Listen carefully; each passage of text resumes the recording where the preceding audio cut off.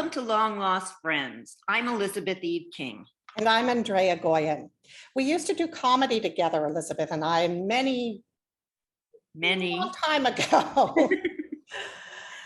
We lost touch. And recently we found each other again and discovered that I'm a painter, performer, writer, Pilates teacher, animal lover, and biologist.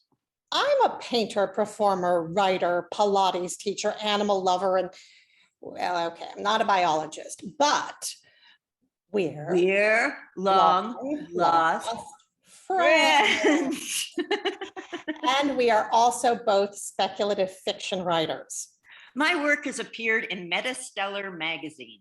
Metastellar, for those of you who don't know, is an online magazine that publishes original science fiction, horror, and fantasy. There's a link below in your YouTube. So today we are so excited to welcome back Art Brown for another segment with us at Long Lost Friends. Excuse me. Art is a screenwriter, a producer, a showrunner, and he has worked with DreamWorks, where he was the showrunner for DreamWorks Dragon Race to the Edge. And he's worked for Mattel and Spin Master and a lot of other companies, and excuse me, done many, many screenplays and television writing. And we are just thrilled that he's going to come and talk to us today. So welcome, Art. Welcome. So can you tell us, like after you've written, how do you pitch a TV show? How do you pitch a movie? How do you get them to accept it? What are the similarities and differences? And yeah. Well, the first thing there's a difference between, when I think of pitching, it's usually, and there's always going to be exceptions, but it's usually you're deciding whether to pitch something or to write something. So, you know, there's positives and negatives for both, especially in today's world. Today's world, the business has changed so much. You know, it used to be, when I started out, you could go out and set up a movie pitch like that, and they were just throwing money around, and you could just set it up and make a good living.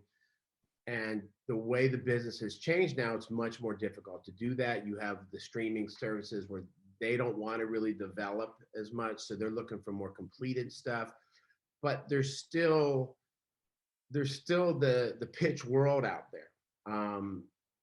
Probably more for television than for film, because in television, in film, you have an idea, you're going to create a treatment for it, which you would do anyway, because you would need an outline, you need to know where your movie's going. So make sure that the concept is big enough, is broad enough, can carry a full-length movie. And when you go out and you pitch that, when you pitch a movie, you are more pitching and you're introducing people in the pitch itself. So it's like you start off and you're telling the story. You're already telling the story, and you're going to introduce people as you get to them, short, sweet, and you're going to tell the whole story. Do it in a 3-act structure. You know, I usually like to let people know where I'm at, you know, and, you know, we open on this, blah, blah, blah, this happens, this happens. And we're at the end of Act 1. That's our end of Act 1 moment. Then Act 2 starts, and we're here. Here's the middle of the movie where it turns on a dime. Here we go towards the end of the second act. We have our big down moment, and then we rise up from the ashes for Act 3. Normal screenplay structure. With television, it's different, because you're pitching a universe, you're pitching a world, you're pitching something that has to have legs, that has to be able to go, even if you don't know if you're going to get past the first season, it has to have the ability to get past the first season, or it won't be viable. Whether it goes on or not is going to depend on the ratings and how it's received. So when you pitch a TV show, unlike a movie, you are sort of setting up, here's the log line, here's the tone, here's the world, here's now our main characters, because you're going to be dealing with more characters, so you can talk about your characters and where they need to go and what their arcs are going to be, especially through the first season. And then you can have a sample pitch of your pilot in there somewhere, which that would be the equivalent of what you did with your movie pitch, right? That's a shorter version of that. Now that you know the characters, the world, you know, the tone, here's a sample of how the pilot would open. Is it a premise pilot? Is it not? Are we dropping in the middle of this world already happening? Whatever it is, it's going to be different for each show. And then you want to have sample episodes. So there's, you know, that's your that's sort of your third or fourth part to the pitch, is now that you know the world, the characters, the pilot, here's why it's a series. Here's why it has legs. Here's 5 or 6 sample episodes in the first season. So you get, whether it's a serialized show or whether it's a procedural show or whether it's a combination of both. Like when I did the show, the How to Train Your Dragon series, DreamWorks Dragons, because it was a kid's show, they didn't want it as serialized. So they want standalone episodes. So what we did, we'd say, okay, if we have 26 episodes in a season, we're going to do, out of every 5 episodes, 2 are going to be overarching bigger stories, the bad guy, the bigger arcs, and 3 are going to be standalone. So people can drop in at any time and not have to know what's going on. So we did it as as sort of a hybrid like that. But your sample episodes will start to give them idea of the legs of the show, where it goes, right? So, you know, oh, I see that's a funny episode, that's more dramatic. Oh, I see we're touching on this person, we're touching on that person. And then after you give the sample episodes, then you want to have short little paragraphs of here's what would happen in season 2, here's what happened in season 3. I don't tend to go further than that because unless it's like you're Vince Gilligan and he knew right away, but he's also Vince Gilligan, that Breaking Bad was going to be 5 seasons. So he had a specific way he wanted to end it and bookend it. With most series, you don't know how long you're going to go, but you figure if you get 3 seasons, that's pretty good. So if you don't have to have those things really worked out. It would be, hey, in season 2, we learn this happens, these questions are answered. This is where our main characters go to. These are the struggles they come up against. Here's where we really realize that the bad guy that we thought was the bad guy is not really the bad guy. He flipped and here's the real bad guy. That's something that I always was very keen on in Dragons was even in movies, I often think your project is as good as your bad guy or bad girl. Like your nemesis is crucial. And so we would always want to create new nemesis, especially because we ran for so long. You have to arc your nemesis. And my favorite thing to do is to flip them, is to have them so that they're redeemable in some way, shape, or form. They're misguided. They're whatever their drive is. It's personal. They solve it. They realize they're heirs of their ways and they change, because those are the really fun dynamic characters to play for actors and to write, because you have these bad guys that turn good. Like whenever you see those in the movie, it's always pretty cool. And you're like, oh, I wasn't the bad guy. So those are the differences between the movie and a TV pitch is much more involved. I'm doing a pitch right now for based on a true story that I'm doing with Happy Madison with Adam Sandler's company, and we're putting it together. It's for a movie. So with that, the pitch is the pitch. I got, it's 8 pages, 7-8 pages, and it's just the story. And within the story itself, I've embedded the character moments, the growth moments, the set pieces, and what have you. I started to play with it. I started to say, hey, maybe I should do a page of the tone and this and that and the other. And I immediately scrapped it once I started doing it, because it just that's more for television.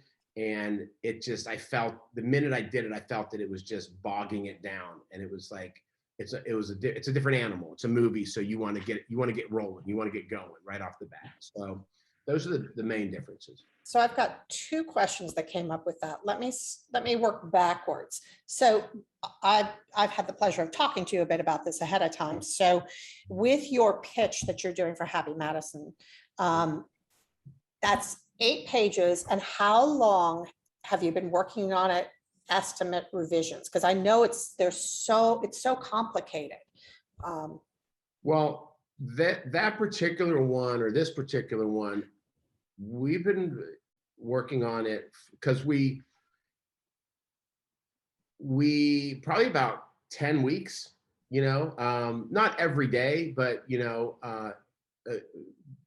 revisions each week, a couple revisions each week, because we started out, because you have to, with this company in particular, there's certain things that that they have Adam act in, and certain things that they just produce as the company. So when this is something that the producer who brought me in over there on this idea, the goal is to get a pitch together that we can pitch to Adam first to get him involved. So we haven't done that yet. So that's what we've been working on, really trying to tailor it to him, knowing what he wants to do, knowing that he doesn't want to do as much broad stuff right now as an actor. He wants to do more serious roles. So even though the movie itself is a comedy, it's also got a lot of heart to it. So it's a father-son story. And so we've been working on it because we've been tweaking it. And also when we started out, it was like, let's just do a two-page little synopsis.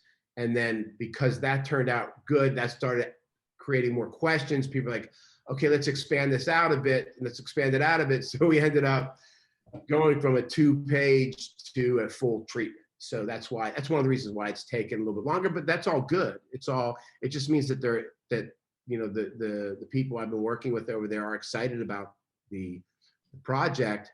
I did get to pitch the family a couple of weeks ago, because we had to get them to buy off first to make sure they were cool, because it's based on a true story. It's their father. And that was. How do you get to pitch? I mean, with the family, I can see you might just call them up, but how do you, if you were starting out, how would you get to pitch? Pitch who? Your Elizabeth? idea. Like, What? Who are you asking? Who pitch who? Pitch a Anybody? studio, pitch somebody who will actually go ahead with production and all that stuff. It helps to have representation, because they know what's out there. They know what people are looking for. They can tell you. My manager is really, really good. If I come and pitch something to him, if he doesn't like it, he'll tell me why, or tell me there's something else too similar. I mean, there's always going to be similar stuff out there. It's just it's the nature of the beast. It's all in the execution anyway. But you do need, if you don't have representation, you want to see. Depends what the where your project falls. Okay, if it's a horror movie, you want to have a good idea for a horror movie, I would probably write rather than pitch. If you're a young writer, it's going to be much harder to set up a pitch because they don't know if you can execute it. So in those situations, I would, you could pitch it to some people to see if people like it, people who are friends in the business or whatever, to see if it feels right. But I would write it. And I write things today. Like I just wrote, I had a movie that I think we're going to talk about that I brought a video for. Because when you pitch, you want to have tools, right? People are lazy in this business, and you have to understand that. And it's not a knock on anybody. It's that there's a lot to read, and people. It's a lot of work. It's a lot of work. So I always think when you have something, I had a pitch based on a true story about this sea turtle that I read an article on. And I actually made a trailer. Usually what I'll do if I have a pitch, I will create something. I'll create a deck, like a visual deck to go along with it, because that's what people are going to open first. You send somebody a treatment and a deck, they're going to go to the pictures first. Me too. I would too. Why? It's going to be the most fun. It's going to give you an idea right off the bat of if I want to read that treatment or if I want to read that screenplay. So sometimes a deck works, and I like to How do you that. do a deck? Well, that's a Well, whole that's a- whole thing on itself. Yeah, Oh, that's a okay. whole nother thing. And I'd have to bring in my producing partner because he's the master of the I write them and he puts the pictures in. Maybe So we can do that another time, but yeah, that's a whole other thing. But that's a that's whole, something to put on our calendar. I'd be interested. that's a whole nother thing. But again, it's having a sales tool. Look at it like it's a sales tool. What are you using? So during COVID, I found this article about this loggerhead sea turtle that was captured as a baby, injured baby, 20 years ago. True story. Grew up in an aquarium in South Africa. And a couple of years ago. Hello and welcome to this podcast from the BBC. Oh. What's the- Sorry, something came on. oh, I didn't know. I was like, oh no. So anyway, it was a sea turtle. So she was 20 years old, which is still young for a sea turtle. They live to be like 100. So they decided to release her, and they put a tracker on her to see where she would go. And she swam 23,000 miles across the Indian Ocean to Australia, where they believe is her nesting site, because sea turtles have an inner mapping inside them. It's like a real life Finding Nemo. And I read this article and I was like, that's a movie. And so I initially wrote a treatment and did a deck and had all that. And then I was like, you know what? I feel like we could do something else. I talked to my producing partner and we decided, because we saw like video footage of her being released and all this stuff. And it sort of led us to go, what if we were to make a trailer? What if we were to take live action footage, find as much sea turtle footage as we can, swimming with sharks, with this, with that, with the other, and make a trailer and voice it, and just voice underneath the live. Don't worry about lip flap. Don't worry about any of that. Just voice it underneath. You buy into the idea that the voices are there, and because I talk for my dog all the time, so it's a normal thing for me. So we did. So we went and we found footage, and then what I had to do was, based on the footage, I had to reverse engineer the footage into the trailer that matched the story. So I saw footage of this, a lot of footage with this sea lion climbing on the back of this sea turtle and swimming around sea turtles. I was like, that's her best friend. It's the sea lion is her best friend. So then I made that, then we came up with some other, in the footage, we'd find other things which give me ideas for scenes, trailer scenes, bits of scenes. So I got my editor from DreamWorks and we sort of pieced this thing together, Frankensteined it, and then I had different people voice the characters, and we made a full trailer which really described her journey. So the reason we did it was because then, this goes back to what I was saying before, sometimes even if you have representation, even if you have had some success in the business, you still want to write it. You still, because I was like, I could have just not done anything else. I could have used the trailer and the deck and just gone and pitched it.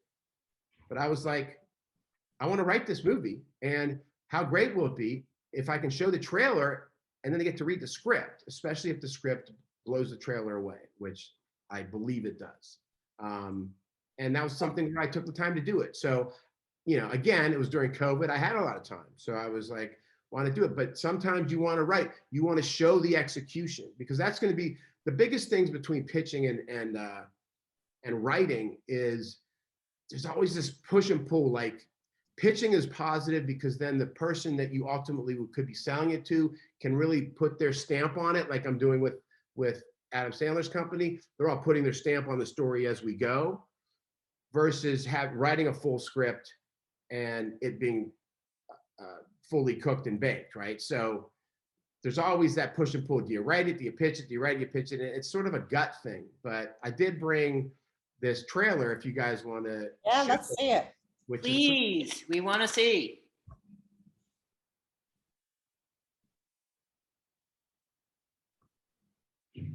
We've seen it, I think, right? Yeah.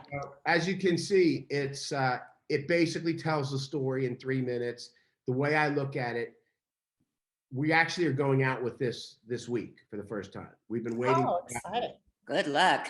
Yeah. Not that you need it, but We're taking it out, and the good part about it, I was talking to my manager yesterday, is because we have a trailer, you watch the trailer, you get it or you don't. And if you get it, you're going to read the script. And if you don't, you're not right for it anyway. If it's not right for you, then we know right off the bat, and that's okay. Because someone once said to me, the only thing that's the second best thing to a yes is a quick no. Quick no, for sure, for sure. Elizabeth and I can say yay to that.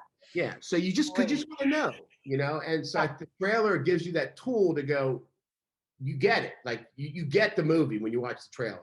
So if you think it's funny and you think it's cool, you'll read the script and be hopefully happy with that. So Art, I have one quick question before we complete this segment with you. Back to the television work that you were talking about, pitching for the television. I wanted to clarify, and I may have missed you saying this, but I wanted to clarify, you said the different episodes. And if I'm correct from having spoken to you before, you might write episode 1 for your pitch, but the other episodes are just maybe paragraphs or a page or whatever. They're not a whole, you're not writing every episode for the series for the pitch. You might write the pilot, mainly because, again, unless you're, David E. Kelly or Aaron Sorkin or whoever, pick a name, they're going to be like, or even for me, I'm doing this. I just wrote 2 episodes of a show, a TV show that's very different from what I've been doing. So even someone like me who's written 120 episodes of television, it's a kids show. How could you write an adult show, right? Couldn't possibly do that. So knowing that, you want to having a pilot written is never a bad idea because it shows you can execute the show. The ideas after that, are like paragraphs, not even a page, paragraphs of, because by that point, you know the characters, you know the world, you've seen it executed now. The pilot tells you how it's going to be executed. Every once in a while, you want a backup episode, and I'll tell you why. And I just did it on this show for a reason. So this show I'm doing with an old writing partner of mine, he came to me with an idea, and we decided to turn it into a series. It's pretty out there. It's sort of The Office meets Schitt's Creek. It's out there. It's a half-hour single camera. It's really funny, wacky. But the episode we had for the pilot was really an out there episode. It was crazy funny, which is, while it's indicative of where the show can go, it didn't properly set the show up. So we had to go, that's not the pilot. That's another episode. So we retooled and we wrote a different show that was the pilot that set the characters up better. And then we said, since we have that episode, should we keep that episode to submit with the pilot because it's so funny and it shows you a second episode. So that's what we're talking about right now. We're gonna be probably taking that out in the next couple of weeks with both episodes. All right, but cool. For most cases, you don't need to do that. For most cases, you write the pilot, unless, look, like you had asked, how do you go about it if you don't have representation? If you write a show that's up the alley of X showrunner, right? You find producers that do that type of show.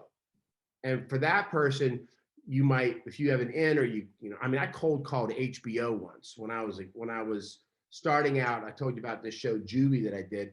I wrote 2 episodes, and I literally cold called. I was young, but I cold called the head of HBO, and I got through to her. You did. I got through. I don't know how, but I got through because I just was like, screw it. I sent her the stuff, and she called me back, and she said we would totally do this show if we hadn't just done Oz, because it's like Oz for kids. But there's ways. Like, the thing about representation is, regardless of who reps you, whether it's an agent or a manager, they get 10%, which means you do 90% of the work. And you always have to remember that. most jobs that you get are going to be through you. You know, this thing I'm doing with Adam Sandler's company has not, my manager's been helping me work on it, but a buddy of mine moved over to Adam Sandler's company who's a fan of my writing and said, I want to get you in over here. Let's figure out something to do. And that's how so it had nothing to do with my manager. Now my manager, you know, I'm writing. I'm giving him as much tools as I can. I constantly thinks I'm nuts. I'm constantly writing and giving him stuff to say here. And then he does his job. Then he goes out and tries to sell it. So, but you have to do the work. You have to do whatever it is, you know, you have to give them the tools. And if you don't have representation, it doesn't mean you can't be out there hustling. Right, everyone starts somewhere, so. Mhm. Well, thank you so much. Those are really, really helpful tips and information. I'm gonna go back and scour through it myself again, so. Oh, yeah, and we're definitely hoping to drag you back in sometime, and I want to see I mean, there's so much. I was like, okay, I won't ask him these 80 questions this year.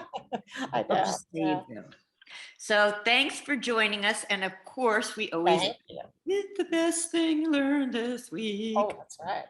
So I'm going to change mine just a little bit because I've been noticing lately in the scientific community, there's been, I think, a really great change, which is saying, look, yeah, global warming, it's all, but we have so many amazing new technologies that if we just use them and do all this, it's possible. So working from a place of optimism rather than negativity. And also there's like the whole your carbon footprint was an advertising strategy put out by the oil companies to put the onus on you for pollution. And so realizing that, they're saying, well, don't worry so much about that. Think about what are you good at, and then how can you use that to help?